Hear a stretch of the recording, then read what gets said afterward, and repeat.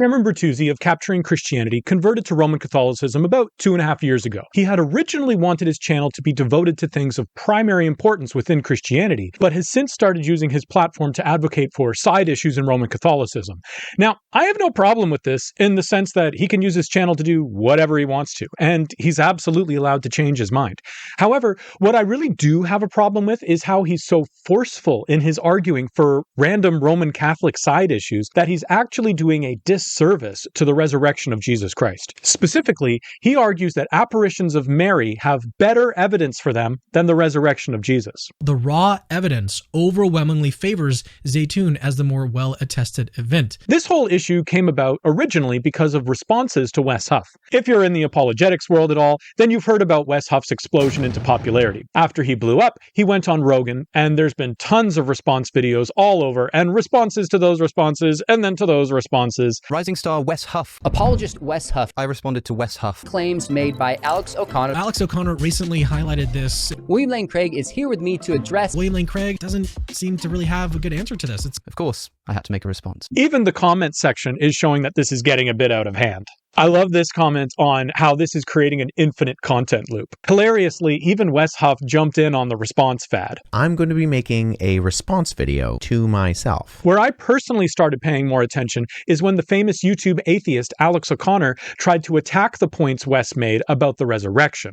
Basically, he tried to discredit the resurrection appearances of Jesus by saying that we have the same sorts of evidence for Marian apparitions. Remember, sometimes groups do claim to see visions, such as various apparitions of Mary. Since Protestants dismiss appearances of Mary, he then feels justified in dismissing appearances of Jesus. What was really crazy to me is that Cameron Bertuzzi made a video essentially agreeing with the atheist point, saying that Alex O'Connor just broke Protestant apologetics. Alex O'Connor just exposed a massive, and I mean massive, problem for Protestant apologetics. Is this the double standard that finally breaks their theology entirely? Now, O'Connor was making the point that the resurrection appearances were hallucinations, which is obviously not what Bertuzzi believes because he's Catholic. O'Connor tries to show that Protestants are being inconsistent and hypocritical by accepting the resurrection appearances but dismissing Marian apparitions. For a Roman Catholic like Cameron Bertuzzi, this makes perfect sense because he's already in favor of Marian apparitions.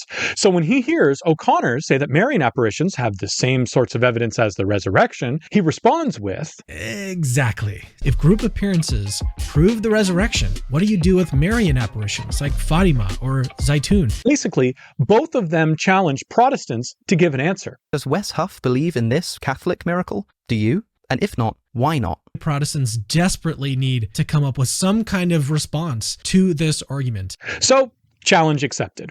I've previously responded to O'Connor's argument specifically, giving answers to some of his challenges and showing that the evidence behind the resurrection appearances are actually better than he's allowing. For today, I want to respond specifically to Cameron Bertuzzi, and even though others have responded to him, like Gavin Ortland, I still think I have some new points to consider. In both of these cases, I do not want to make an anti-Catholic video.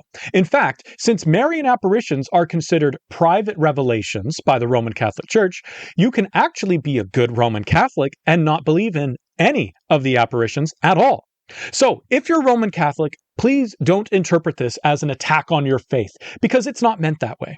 I'm only trying to show that what Bertuzzi is doing lately is both hurtful to the resurrection as well as just plain false. He, as a Roman Catholic, is strengthening an atheist argument against the resurrection. And I want to shine some light on the data to show how mistaken his points are. So, Bertuzzi has spent considerable time and effort advocating for a specific Marian apparition that happened in the Zeitoun district of Cairo, Egypt, between 1968 and 1971. Bertuzzi has not held back on his drastic approval of this. I've argued that the raw data supporting Zeitoun is vastly superior. We have thousands of contemporaneous eyewitness reports, independent statistical analyses verifying those reports. We have secular government investigations confirming that there was no natural explanation, photographs of the event, and of the eyewitnesses themselves. We don't have any of this for the resurrections. In terms of the raw data, Zeitoun has a clear upper hand. And this is why I keep making the claim that the evidence for Zeitoun is stronger. But let's look at the actual data and see what sorts of evidence there really is. It all began on Tuesday, April 2nd in 1968. In the Zeitoun area of Cairo, Egypt, across the street from St. Mary's Coptic Church, there was a garage. During the night, two of the mechanics from this garage saw a luminous figure of a woman up on top of the roof of the church. At first, they thought it was a nun trying to commit suicide. And the one even yelled, "Don't jump!" A crowd started to gather, and police ended up being called. When the police got there, they told everyone it was nothing more than a reflection of light. However, the custodian of the church claimed that it was the Virgin Mary, which is what started the crowd believing that as well. The apparition only lasted a few minutes, and then it was gone. People started to gather around the church, hoping the apparition would come back. Finally, a week later, the apparition appeared once more. Again, only for a few minutes. At times, the apparition would appear for longer durations, sometimes with doves around it, and there were even times people said that they saw the baby Jesus. The apparition would then appear 2 or 3 times a week for 3 years, and eventually stopped in 1971. Something to note here is that someone interviewed some of the people who witnessed the Zeitoun apparitions, and when asked if the apparition looked human, only 90% said yes. Meaning 10% of those asked did not think the apparition even looked like a human. They set the bar extremely low, and they still got a tenth of the people saying, "Nope, doesn't even look human." This shows that the apparition was quite obviously vague. As a first point, one thing Bertuzzi gets excited about for Zeitoun is the photos. One of the cool things about Zeitoun, from my understanding, is that there's actually photographs of the apparitions themselves. Now, this is a little bit difficult to evaluate because it's hard to know which pictures are real. Realistically, we do a Google search and we check out websites and hope they source checked their photos rather than just posting whatever they could find. However, when we look at the collection of photos, a lot of them are blurry and lacking clarity. The pictures of the doves are particularly interesting because they're all in the exact same position, with the same outline shape and rotation, which is incredibly odd. I really wonder to myself, if I were to go 90 degrees from these bird lights in the sky, would they look like the fronts of birds? While it does have a dove-like shape, all of them together look very inorganic. There are even quotes from eyewitnesses that say the doves didn't flap their wings. So what you see here would just remain in that exact position while they float around without moving. Also, these apparitions were always at nighttime, which is itself conspicuous, to say the least. But in terms of photos, this means the pictures are always having to be overexposed in order to actually see anything. Look at this photo that Bertuzzi used in his one video. Look at the sky. This was during the nighttime. How much would you need to blow out the exposure in order to make the black sky look so bright? So yeah, it's got a vaguely female shape, but this is a ghostly cloud, not a person. The majority of the pictures look like slightly person-shaped blobs. There are 1 or 2 good photos, but if any are edited, it's the best ones. Some will mock people for calling these photos fake, but Bertuzzi interviewed an expert on the Zeitoun apparition, and he said, "Some of the photographs are of sort of just amorphous blobs of light. There's been some controversy about some of these photos. There's an American physicist, John Jackson. He and his research team basically did an analysis of some of these photographs that have been taken. He argues that some of these photos appear to be genuine, but there's some others that appear to have been doctored. But I don't place all that much emphasis on the photographic evidence." So, even the expert that Bertuzzi interviews says some of them appear doctored. Which ones do you think would be the doctored ones?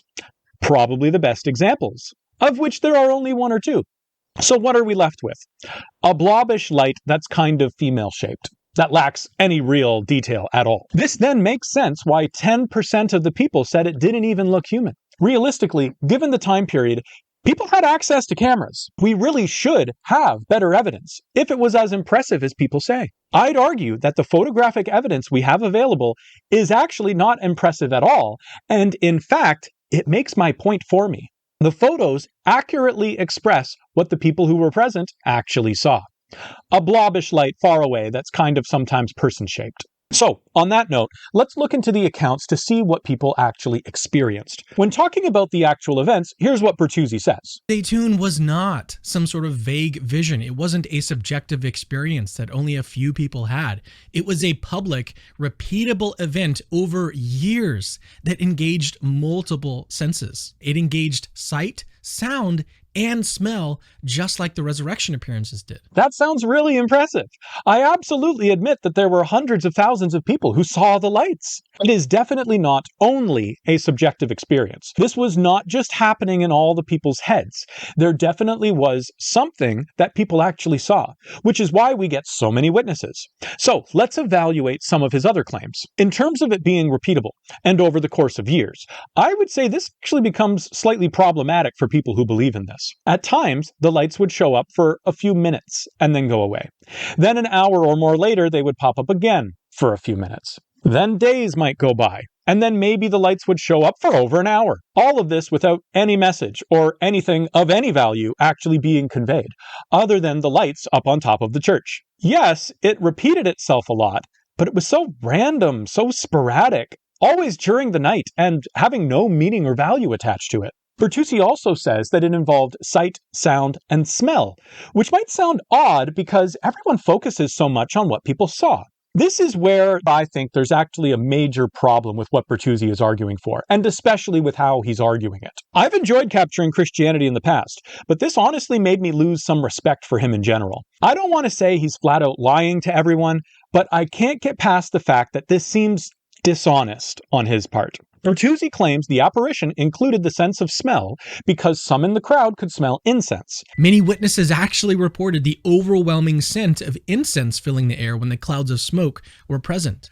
Now, being right outside of an Orthodox church, sure, I'm not surprised maybe a few people might comment about the smell of incense. But for this issue, I couldn't actually find any testimonies of anyone saying they smelled anything. Except, of course, for one line in the Wikipedia article, and when I checked two of the websites associated with it, they say nothing about smell. So maybe he has another source that I don't have, or maybe he's just putting his trust in the Wikipedia page, but it really doesn't seem like smell was associated with the apparitions. But even worse, he says that the apparition involved sound. But what he describes is that the people who were present made sounds, and then the apparition appeared to respond to those sounds. The apparition responded to audible cries and shouts from the crowd, shifting position or moving when addressed. Even just this, I had trouble replicating what he found by real evidence. I found cases where the lights would flicker, and then the crowd would cry and cheer all at the same time because they saw the lights flicker, but I haven't been able to find any accounts where the people made sounds,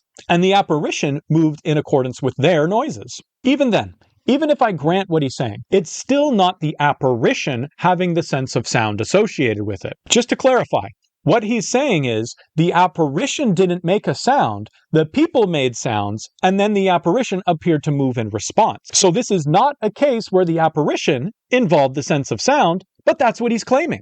Again, from his own interview. This figure never gave any kind of message, right? There was never any explicit verbal communication. Everyone unanimously agrees the apparition never made a sound. I have found no account saying otherwise. Let's imagine what the scenario actually looks like that he's presenting. It's pitch black, and there's a weird light moving around on the roof.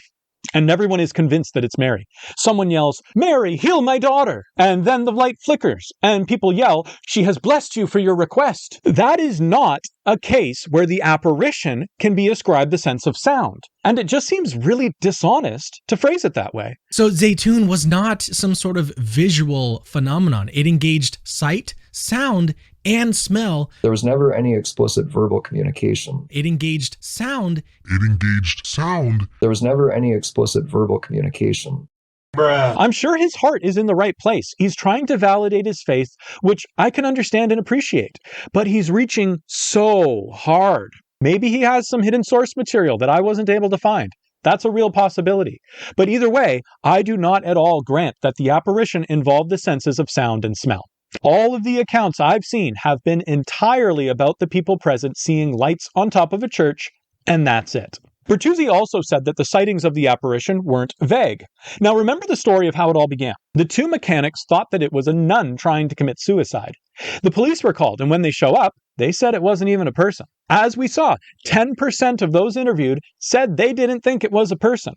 This implies it was not incredibly explicit. In fact, people weren't even saying that it was the Virgin Mary until the custodian made that claim, which puts it in everyone's head. The actual sensory data being observed does seem like it was vague.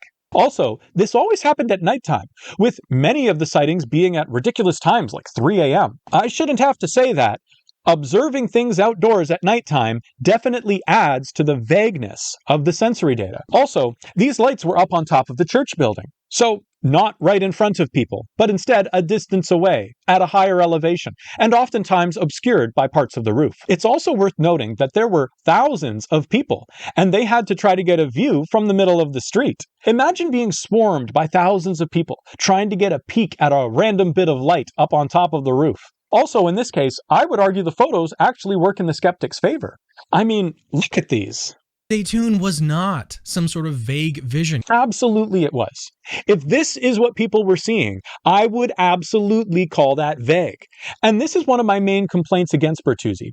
Gavin Ortlund pointed out this problem of the vagueness of the data. There is no comparison between a silent figure on a roof at night and your dear friend that you eat and talk with at length. And Bertuzzi responded to Ortlund, but he just seems to totally miss the point. He looks at the evidence involved with the Zeitoun apparition, and he says, if we had this level of documentation for the resurrection, it would be game over for skepticism. No.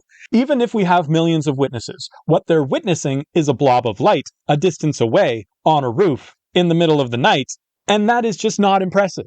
For Jesus, imagine we had millions of ancient accounts of people seeing a blurry apparition of Jesus off in the distance during the night. No actual meetings, no messages, no sermons, no one touching him, no one eating with him, nothing. Does Bertuzzi really think that this scenario would be better than what we actually do have, with the disciples seeing Jesus up close, having conversations with him, sharing meals with him, even touching him?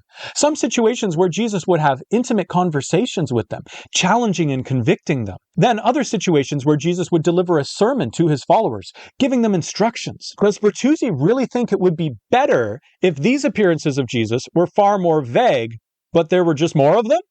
The more witnesses that you have, the better the evidence. Yes, absolutely. But a witness of what exactly? At Zeitoun, they are seeing a blurry ball of light up on top of the roof in the middle of the night. When we actually compare the quality and quantity of evidence, Zeitoun wins by a mile. In terms of quantity, absolutely Zeitoun is better. But quality?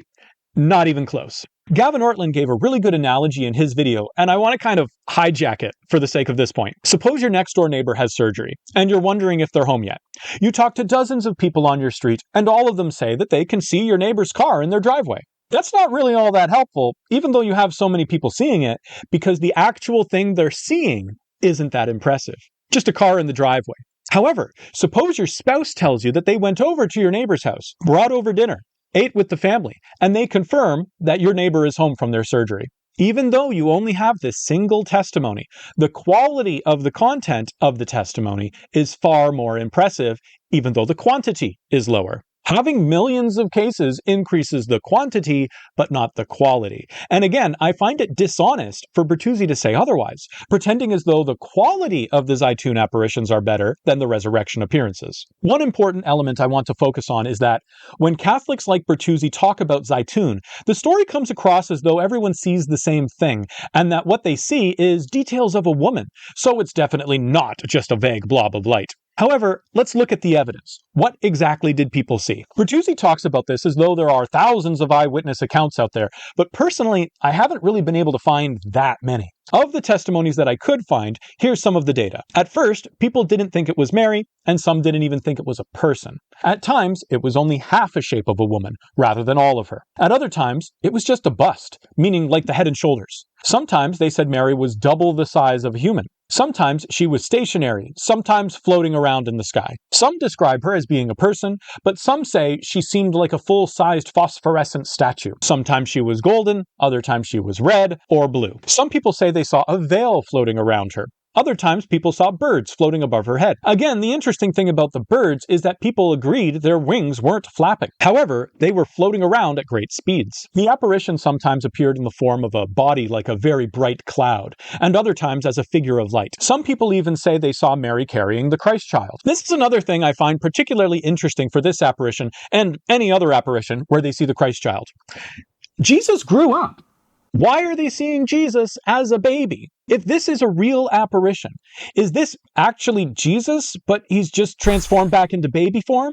Or is this not literally a real encounter, and instead it's a miraculous illusion given by God? And for some reason, he's presenting the image of Jesus as he appeared when he was a baby. Also, some people at Zeitoun said that they saw a second person in the light, and they gave different explanations of who the second person was. Some saying Jesus, others an angel, and others saying it was some other saint. I find this interesting because why think those things? You see another person. Why think it's Jesus? Is it because that's what you expect? One of the few things everyone did agree upon was that she was very diffuse. Many of the descriptions sound more like a cloud of light than a person, which actually fits what we see in the photographs. Another interesting point Bertuzzi made is that he said the sightings at Zeitoun weren't subjective. I'd argue he's kind of right, but mostly wrong. I think there were undeniably lights up on top of the roof. In this sense, the lights are objective sensory data. However, I would argue the way their brains handled the data would be considered a subjective understanding of the objective data. This is a bit of a complicated point, but I think it's crucial to dive into this aspect in order to really understand what was happening at Zeitoun. What this is called is a misapprehension of sensory data.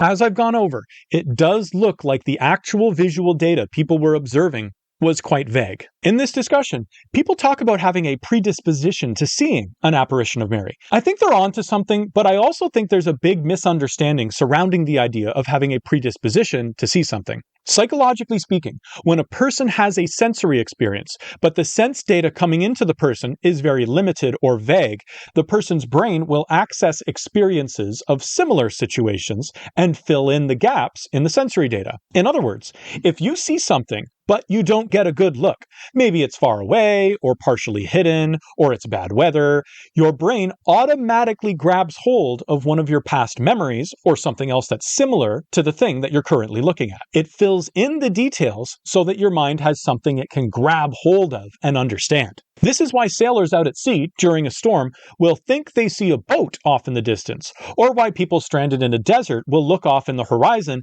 and think they see an oasis. The problem is the brain is working with limited data, so it could easily be wrong. When the brain makes an assumption of what you're observing, the brain will fill in the details with what you think the object is. This is why sailors will see a boat out on the water rather than a tree, and why someone in the desert will see an oasis rather than a train. Your brain is working with your previous understanding and experiences and filling in the data with what it expects the object to be. This can cause the person to really truly believe that they've seen something, but it's actually their brain creating sensory data to fill in the gaps. This is called a misapprehension of sensory data because your brain is misunderstanding what you're experiencing. The person does have real sensory data coming into their brain, but not enough.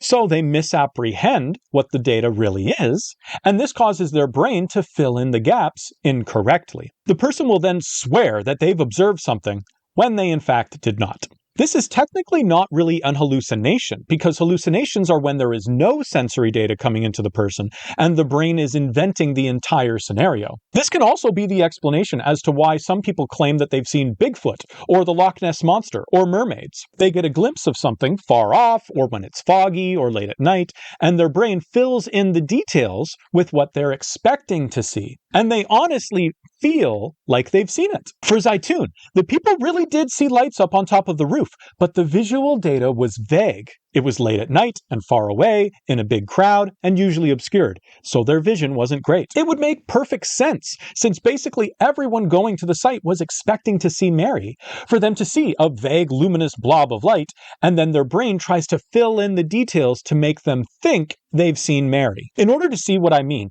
there's a really interesting testimony from a scholar I want to give you. I mentioned before that there were people who saw the lights, but didn't think it was Mary. One of these people was Cynthia Nelson, who was a professor of anthropology at the American University in Cairo, which is the city where these apparitions were happening. In other words, the exact kind of professional academic that you would want to investigate this.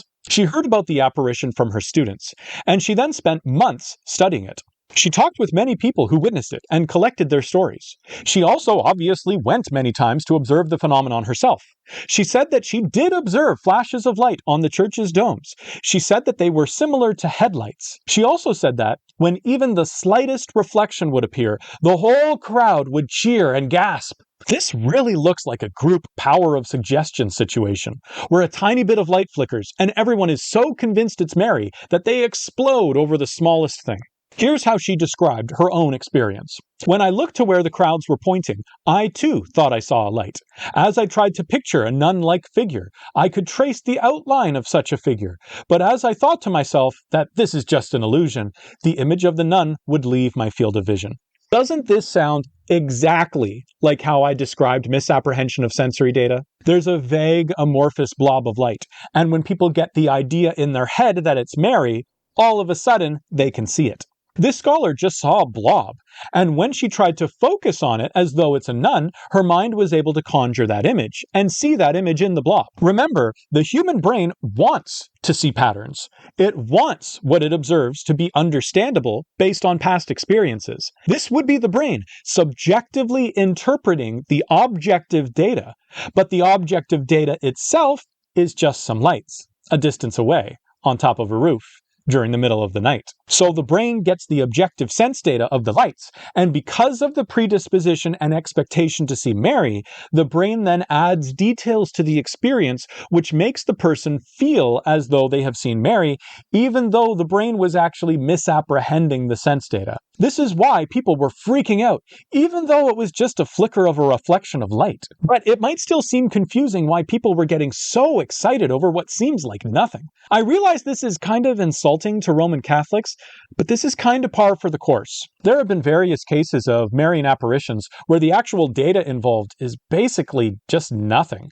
A few kids seeing something, and then thousands of people swarm to the site, and there's nothing happening there, but thousands of people are going there and feeling religiously edified by visiting the site where Mary once appeared to a couple of kids. In my last video, I went over the apparition at Fatima, and one of the things I found interesting about this case was that there were tens of thousands of people showing up to Fatima before the miracle of the sun.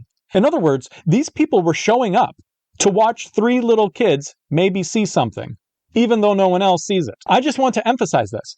Tens of thousands of people standing around staring at 3 little kids. If you're part of that crowd, you might have gotten a long-distance glimpse of the kids standing there. But these tens of thousands of people were traveling long distances and spending considerable time and effort and even money just to get a glimpse of kids who might be seeing something.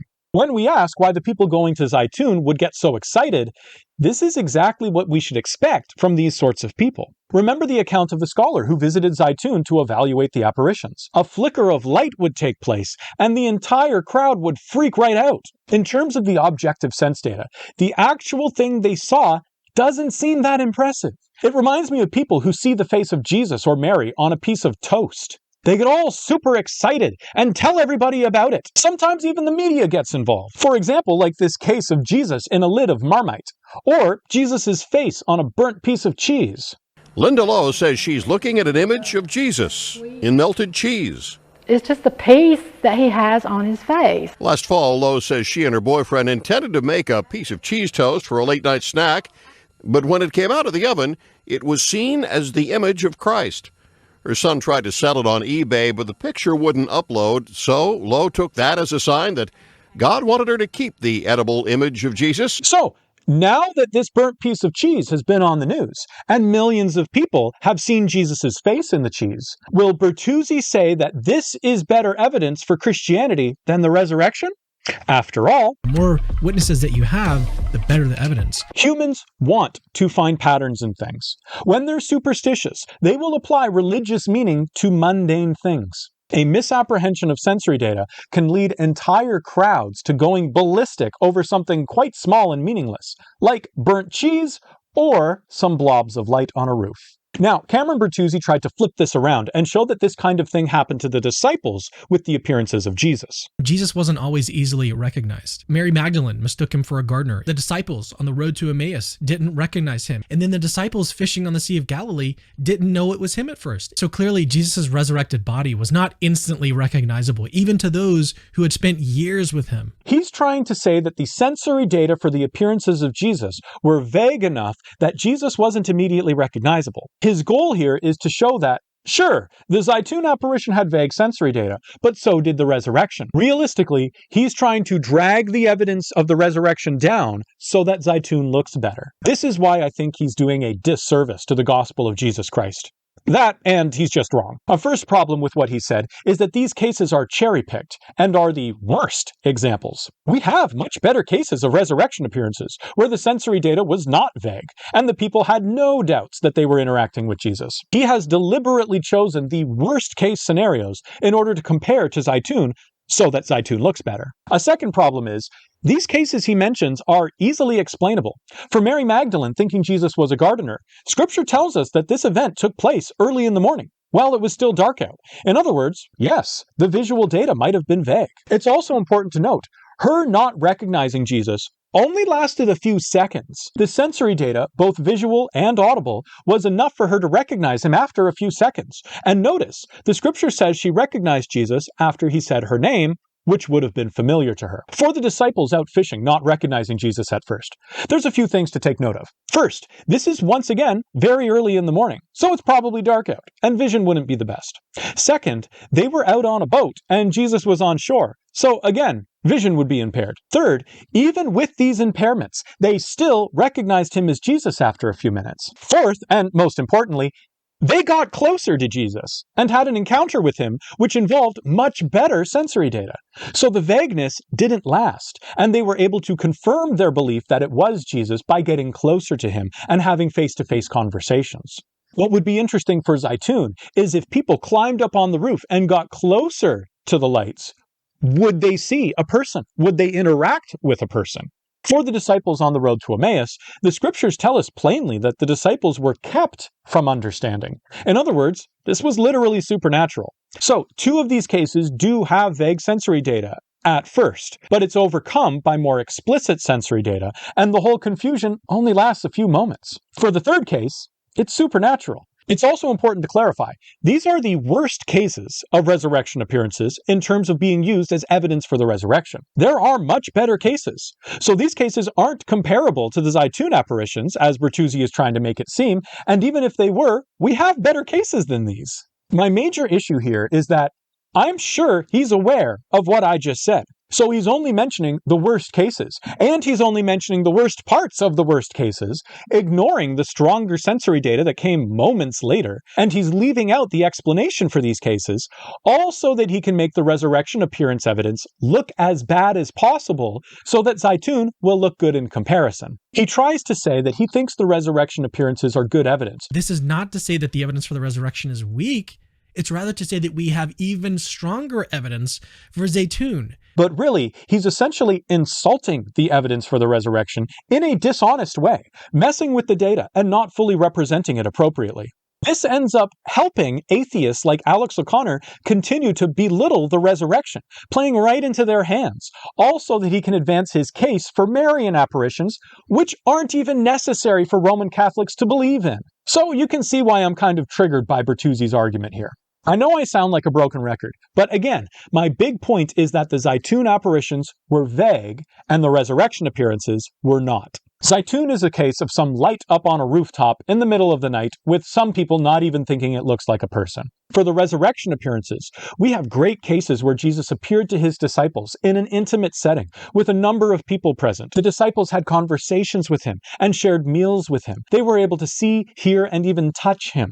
He taught them valuable lessons, convicted and challenged them, and gave them directions for their ministry. I mean, can you imagine someone in these cases, with the disciples, being in the room, having a meal with Jesus as he instructs them, and someone saying, "Nah, I don't even think that's a human"? Of course not, because the sensory data is too explicit for that to even be a possibility. The actual experience of the witnesses is completely incomparable between the resurrection appearances and the Zeitoun apparitions. This is why I really think Bertuzzi is dishonoring Christ by his argument here. Imagine for a moment that our best evidence for the resurrection was people seeing a ghostly bit of light a distance away in the middle of the night. Imagine Jesus never spoke to anyone, was never up close with anyone, never appeared during the day.